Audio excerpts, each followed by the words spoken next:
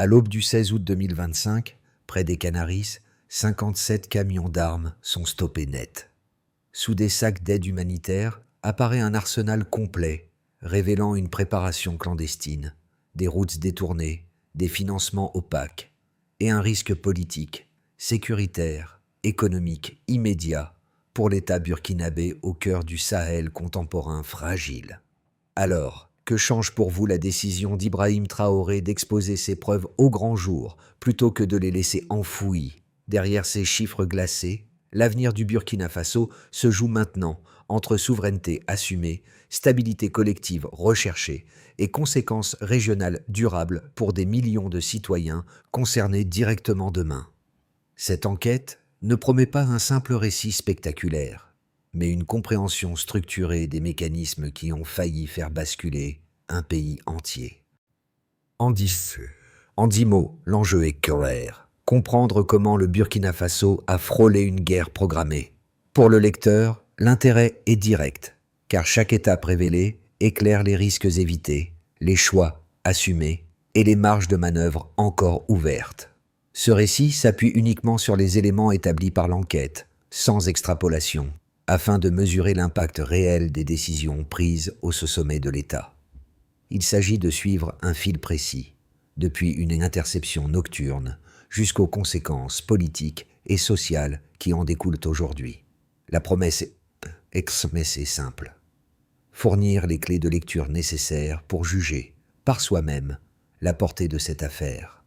À mesure que les faits s'enchaînent, la question centrale devient inévitable et engage la responsabilité collective face à l'ingérence et au chaos potentiel. Ce cadre posé, l'analyse peut commencer sans détour ni dramatisation artificielle, avec une attention constante portée aux faits vérifiés et à leurs implications concrètes. Près de 700 millions de dollars. Cette estimation initiale suffit à faire basculer la lecture du dossier dès les premières heures. Elle révèle que le convoi intercepté ne représente qu'une fraction visible d'un dispositif beaucoup plus vaste, pensé à l'échelle transnationale. À partir de ce chiffre, les enquêteurs comprennent que l'affaire dépasse largement une saisie frontalière classique. L'interception des 57 camions près des Canaries agit comme un déclencheur. Elle ouvre une enquête élargie, mobilise plusieurs services et impose une lecture systémique de la menace. Les premiers inventaires confirment l'ampleur de l'arsenal, tandis que les routes empruntées et les identités des chauffeurs dessinent déjà une cartographie complexe. À ce stade, Ibrahim Traoré et son fils est confronté à un choix stratégique. Traiter l'affaire comme un dossier confidentiel ou exposer publiquement les faits pour reprendre l'initiative politique. Le contexte rend cette décision particulièrement sensible. Le Burkina Faso évolue dans un environnement sécuritaire déjà fragilisé, marqué par des pressions régionales, des flux d'armes persistants et des ingérences répétées. Dans ce cadre, chaque information révélée peut soit renforcer la cohésion nationale, soit alimenter la désinformation. Les enquêteurs le savent. La valeur de l'arsenal, la diversité de ses origines et la sophistication logistique observée indiquent une préparation méthodique incompatible avec une simple contrebande opportuniste. Un premier détail joue alors un rôle clé. Les numéros de série partiels retrouvés sur plusieurs armes. Leur recoupement établit des liens avec des zones de conflit actives comme la Libye ou le Yémen, ainsi qu'avec des productions encore actives en Europe de l'Est. Cette convergence invalide rapidement l'hypothèse d'un hasard logistique. Elle introduit une chaîne de causalité claire, des sources multiples, des hubs intermédiaires, puis une destination finale soigneusement masquée. C'est dans ce contexte que la décision d'Ibrahim Traoré de rendre publiques les preuves prend tout son sens. Elle transforme une enquête technique en enjeu national et place l'opinion face à une question simple. Jusqu'où remontent réellement les complicités mises au jour? Au cœur de cette séquence initiale, une figure discrète permet de comprendre comment l'engrenage a été enrayé à temps. Le capitaine Moussa Kaboré. Lors d'une patrouille nocturne près des Canaries, il remarque un convoi avançant phares éteints, à une heure inhabituelle, avec une discipline de route qui tranche avec les usages locaux. Ce détail, apparemment mineur, déclenche un signalement immédiat vers la chaîne de commandement. L'effet est presque instantané. Les forces déployées sécurisent la zone, isolent les chauffeurs et lancent un inventaire d'urgence. En quelques heures, ce qui aurait pu rester une simple suspicion devient une opération structurée. Pour les équipes de terrain, l'impact est concret. Procédures accélérées, coordination interservices et circulation d'informations en continu entre frontières et capitales. Cette réactivité évite une dispersion des preuves et empêche toute tentative de récupération du convoi. Dans les heures suivantes, le rôle de ce premier geste se confirme. Les analystes disposent d'un point d'ancrage solide pour remonter les itinéraires, croiser les identités et identifier les premiers relais logistiques. L'enquête gagne en cohérence, car elle s'appuie sur une alerte précise plutôt que sur une découverte fortuite. À ce stade, la mécanique institutionnelle se met en mouvement, révélant à la fois une capacité de réponse renforcée et des fragilités longtemps ignorées. Pour les autorités, et notamment pour Ibrahim Traoré, cet épisode illustre une réalité simple. Une décision individuelle peut produire un effet systémique. L'impact immédiat dépasse le cadre opérationnel.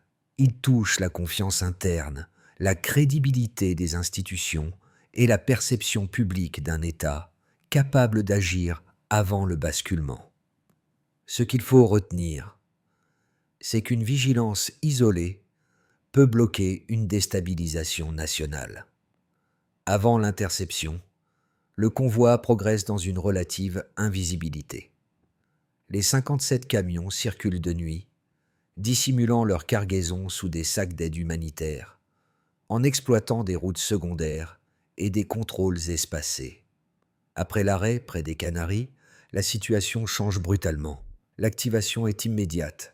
La zone est bouclée, les conducteurs séparés, les communications sécurisées. En quelques heures, un inventaire d'urgence débute et transforme un soupçon en certitude opérationnelle. Le premier temps est celui de l'activation institutionnelle. Les armes découvertes dépassent toute anticipation raisonnable. Fusils d'assaut, munitions en volumes industriels, explosifs, équipements militaires spécialisés. Les rapports convergent vers Ouagadougou, où les cellules d'analyse sont mobilisées en parallèle, les informations logistiques, balistiques et financières commencent à être traitées simultanément, rompant avec les séquences habituelles plus lentes. Ce choix de fonctionnement en temps réel limite les fuites et réduit la capacité des réseaux impliqués à s'adapter. Le basculement intervient dès le deuxième jour. Les premières estimations financières, proches de 700 millions de dollars, imposent une requalification complète du dossier. Ce chiffre agit comme un révélateur. Il exclut l'hypothèse d'une opération opportuniste. Face à ces données, Ibrahim Traoré convoque le Conseil national de sécurité. Autour de la table, l'affaire est redéfinie comme une menace directe à la souveraineté. Les décisions prises à ce moment-là structurent la suite. Élargissement du périmètre d'enquête, traçage financier prioritaire et interrogatoire ciblé. Sous pression, un premier suspect rompt le silence. Il évoque l'existence d'entrepôts secrets à Ouagadougou, destinés à recevoir une partie de la cargaison. Cette révélation marque un point de non-retour. L'enquête quitte définitivement le cadre frontalier pour devenir nationale. Les forces spéciales préparent alors une opération coordonnée, fondée sur des renseignements croisés et une synchronisation précise des unités. La résonance se manifeste au 5e jour, à l'aube. L'opération simultanée menée dans la capitale vise plusieurs sites identifiés. En moins de 4 heures, des caches sont découvertes contenant armes, grenades et matériel de communication. Les documents saisis introduisent une nouvelle dimension. Des noms influents apparaissent, liés à des réseaux économiques, diplomatiques et militaires. L'affaire cesse d'être uniquement sécuritaire. Elle devient politique. À mesure que les éléments s'imbriquent, une trajectoire claire se dessine. Chaque phase alimente la suivante. L'interception déclenche l'enquête. L'enquête révèle l'ampleur. L'ampleur justifie l'exposition publique. Ce déroulé resserré empêche toute dilution du dossier et maintient l'initiative du côté des autorités. La temporalité courte joue un rôle décisif, car elle réduit l'espace de contestation narrative. Au terme de cette séquence, une conclusion provisoire s'impose. Ce qui a été stoppé n'était pas un événement isolé, mais un segment d'une architecture conçue pour provoquer un basculement rapide. Et c'est précisément la vitesse de réaction qui a transformé une menace latente en précédent maîtrisé. Au départ, la base chiffrée semble déjà exceptionnelle. Le delta révèle une menace d'une autre nature. Les enquêteurs commencent avec l'inventaire du convoi intercepté, puis comparent ces données aux informations consolidées issues des premiers recoupements régionaux.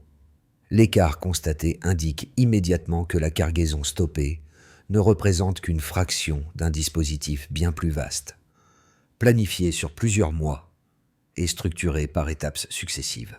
Le premier chiffre structurant concerne l'armement individuel.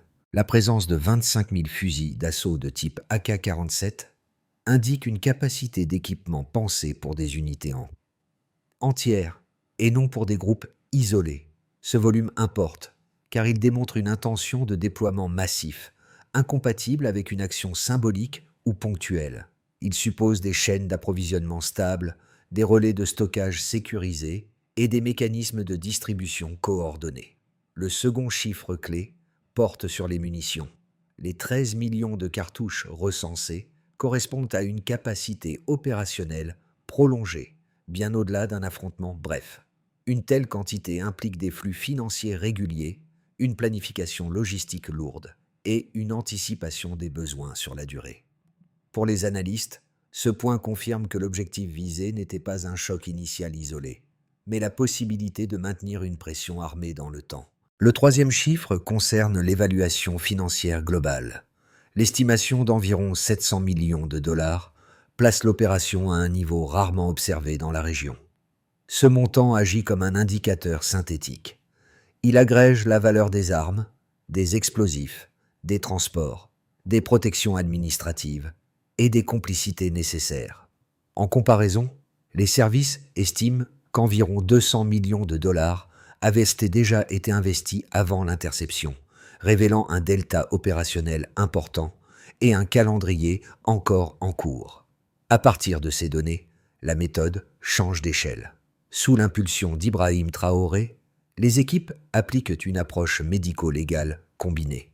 Les numéros de série partiels, parfois volontairement altérés, sont restaurés grâce à des techniques métallographiques. Les résultats établissent des origines multiples.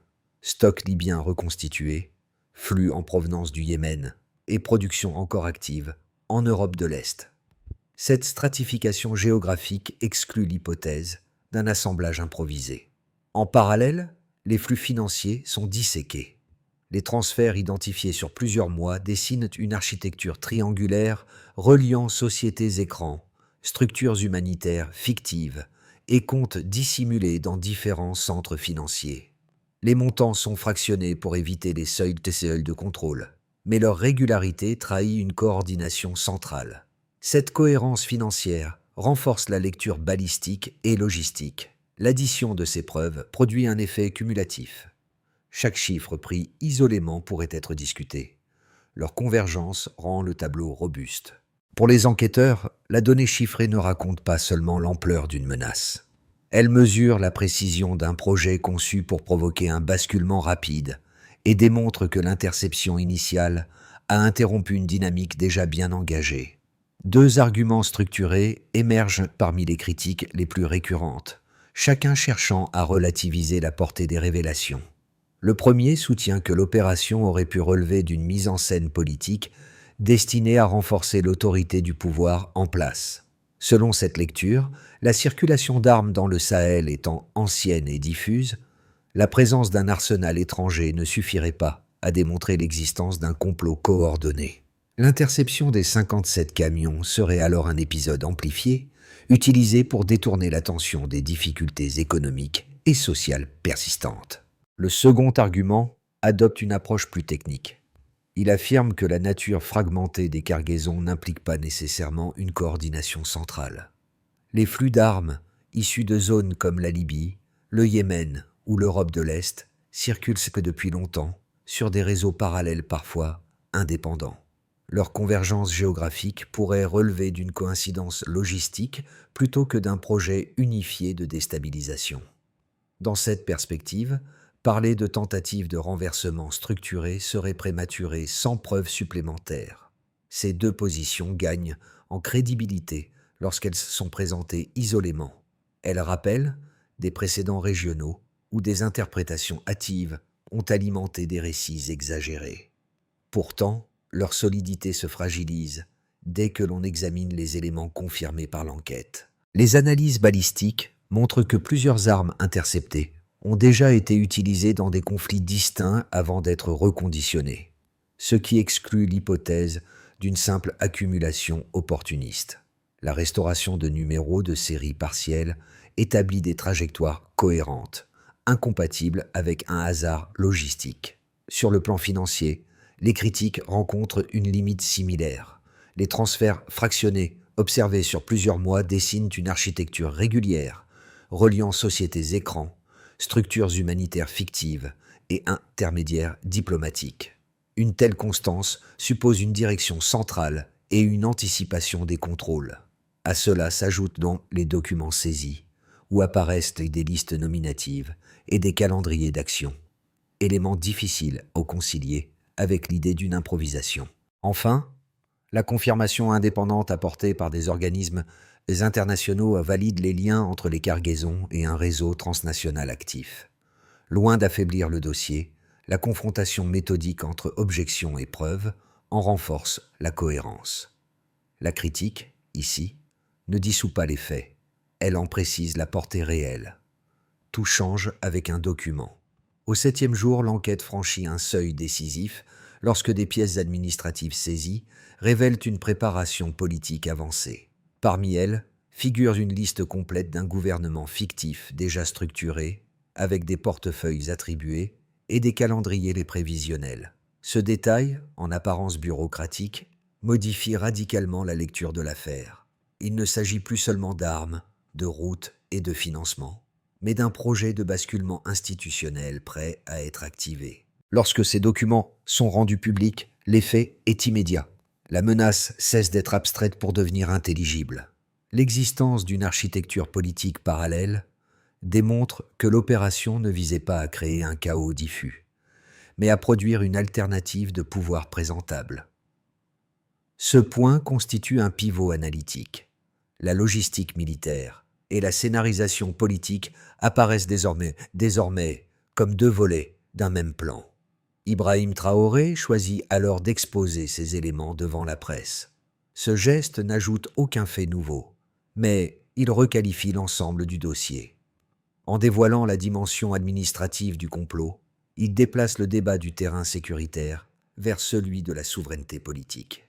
L'opinion comprend que l'objectif n'était pas seulement de déstabiliser, mais de remplacer. À partir de ce moment, chaque preuve antérieure trouve une cohérence nouvelle. Les chiffres, les flux. Et les flux et les entrepôts ne sont plus des indices dispersés. Ils deviennent les supports matériels d'un scénario déjà écrit.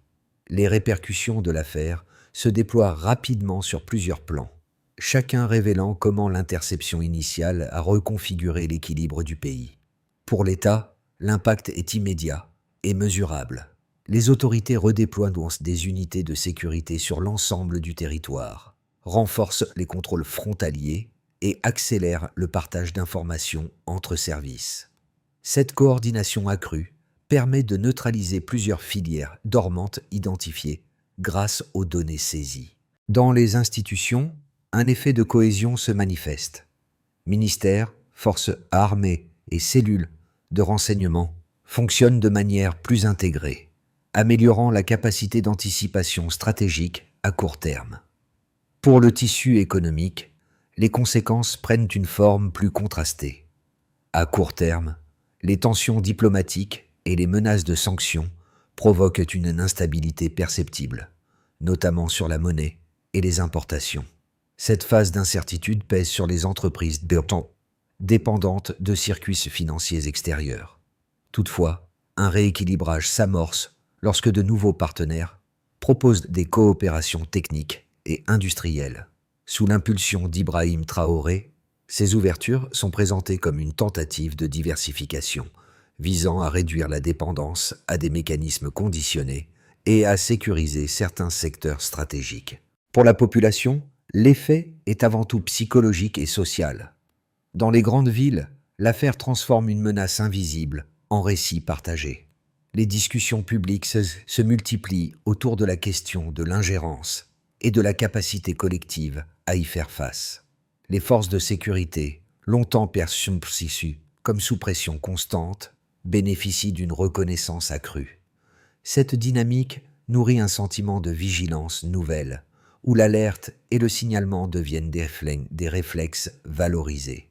Dans les zones rurales, souvent éloignées des centres de décision, la lecture est différente, mais complémentaire. L'interception des convois rappelle que la stabilité nationale dépend aussi des axes secondaires et des communautés locales. Des initiatives de surveillance communautaire émergent, parfois de manière informelle, renforçant le lien entre population et autorités locales. Cette participation discrète contribue à réduire les angles morts logistiques exploités jusque-là par les réseaux clandestins. À l'échelle régionale enfin, l'affaire agit comme un signal. Des pays voisins renforcent leurs propres dispositifs de contrôle et intensifient les échanges d'informations. Plusieurs réseaux de contrebande sont démantelés par effet de propagation, souvent grâce aux données partagées depuis Ouagadougou. Le Burkina Faso devient un cas de référence dans les discussions sécuritaires africaines, illustrant comment une interception ciblée peut produire un effet dissuasif élargi. L'ensemble de ces conséquences dessine un tableau clair. La saisie n'a pas seulement empêché un basculement interne, elle a modifié les comportements institutionnels, économiques et sociaux, tout en redéfinissant la place du pays dans son environnement régional. À partir des éléments établis et des réactions observées, 3 trajectoires cohérentes se dessinent pour les mois à venir. Elles ne prétendent pas prédire l'avenir, mais offrir des cadres de lecture pour comprendre comment les décisions collectives peuvent orienter l'évolution du pays. Dans un scénario de base, le Burkina Faso consolide progressivement sa position après la crise. Les procédures judiciaires avancent à un rythme maîtrisé, appuyé par les documents et les preuves matérielles déjà saisies. Les tensions diplomatiques initiales s'atténuent sans disparaître totalement, tandis que l'économie retrouve un point d'équilibre fragile. Les dispositifs sécuritaires renforcés aux frontières deviennent permanents, réduisant les infiltrations armées et améliorant la coordination régionale. Dans cette trajectoire, la stabilité repose sur la continuité administrative et la capacité à maintenir un récit cohérent autour des faits établis. Dans un scénario plus favorable, l'affaire devient un levier de transformation structurelle. Les autorités convertissent une partie du matériel saisi en projets à forte valeur symbolique et sociale, renforçant la légitimité interne des institutions. Les partenariats régionaux s'intensifient, privilégiant des coopérations moins conditionnées et plus alignées sur les priorités nationales. Sous l'impulsion d'Ibrahim Traoré, cette dynamique alimente un discours de souveraineté active, capable de fédérer une partie de la population autour d'objectifs concrets. La crise initiale se transforme alors en point de départ d'un repositionnement durable, tant sur le plan sécuritaire que diplomatique. Un scénario plus sombre reste toutefois plausible. Les pressions extérieures peuvent s'accentuer sous forme de sanctions, de restrictions économiques ou de campagnes de désinformation. Dans ce contexte, les fragilités internes réapparaissent, mettant à l'épreuve la cohésion sociale et la résilience institutionnelle. De nouvelles tentatives de déstabilisation indirecte pourraient émerger via des réseaux alternatifs. Néanmoins, même dans cette configuration, le précédent créé par l'interception limite les marges de manœuvre des acteurs hostiles et renforce la vigilance collective. Face à ces trois trajectoires, une recommandation de lecture s'impose. Observez moins les déclarations que la constance des actes. Si certaines décisions sont maintenues dans la durée, alors la crise pourra devenir un facteur d'orientation stratégique plutôt qu'un simple épisode défensif. Au-delà des institutions, cette affaire touche des groupes sociaux de manière différenciée, en révélant comment une crise sécuritaire peut se traduire en expériences vécues. Pour les habitants des centres urbains, l'interception des convois met fin à une menace longtemps perçue comme abstraite. Les marchés, les écoles et les lieux de travail deviennent des espaces de discussion où l'on mesure rétrospectivement ce qui a été évité. Cette prise de conscience modifie le rapport au quotidien. La sécurité cesse d'être un arrière-plan silencieux et devient un sujet partagé, parfois débattu avec intensité. Pour les jeunes, l'épisode agit comme un déclencheur symbolique. Dans les lycées et les universités, les images des armes saisies servent de support pédagogique pour discuter de souveraineté, d'ingérence et de responsabilité collective. Des initiatives locales émergent, portées par des associations ou des médias communautaires, visant à renforcer la culture de vigilance et de participation civique. L'affaire ne se limite plus à un événement passé. Elle devient un repère dans la construction d'une conscience politique générationnelle. Les anciens militaires et les agents de sécurité perçoivent l'impact sous un autre angle. Pour eux, la reconnaissance publique du travail de terrain et de l'alerte initiale réactive un sentiment de légitimité longtemps mis à l'épreuve.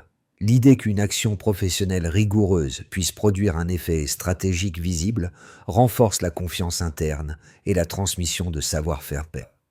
Enfin, pour les communautés rurales, souvent en première ligne sur les axes secondaires, cette séquence rappelle que la stabilité nationale dépend aussi de gestes quotidiens. Le partage d'informations, l'attention portée aux mouvements inhabituels et la coopération locale prennent une valeur nouvelle. À travers ces expériences croisées, une même leçon se dessine. La souveraineté ne se décrète pas, elle se construit par une vigilance distribuée. Pour transformer une interception réussie en stabilité durable, les autorités définissent une feuille de route articulée autour de 5 étapes successives, chacune associée à des responsabilités claires et à des indicateurs observables. La première étape concerne la sécurisation des frontières. Elle combine surveillance renforcée, unité mobile et coopération locale. L'objectif est de réduire les infiltrations et d'accélérer le traitement des alertes, avec pour mesure principale la baisse des incidents signalés sur les axes sensibles. La deuxième étape porte sur la gestion du matériel saisi. Une partie est destinée à la modernisation encadrée des capacités nationales, l'autre à une transformation contrôlée à des fins civiles.